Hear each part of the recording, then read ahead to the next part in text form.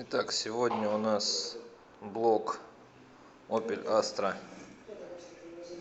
J Z14XE. Будем вскрывать, смотреть, почему пропадает сигнал с датчика положения распределительного вала.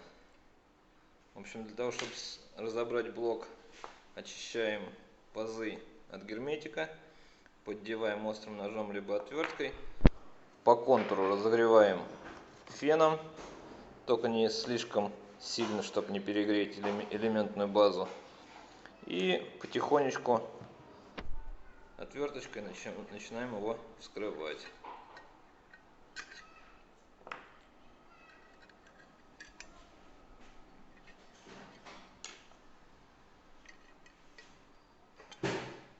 Я уже вскрыл перед этим, поэтому здесь покажу только что внутри.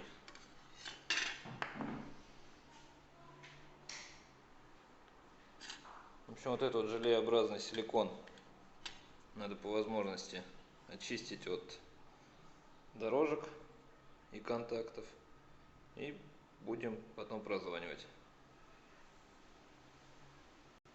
Ну, в общем, путем нехитрых манипуляций в ходе очистки был замечен оторванный контакт на одной ноге, и здесь вот была перемычка массы, тоже была оторвана. Будем восстанавливать. Блок был пропаян, теперь будем собирать все назад и устанавливать на автомобиль.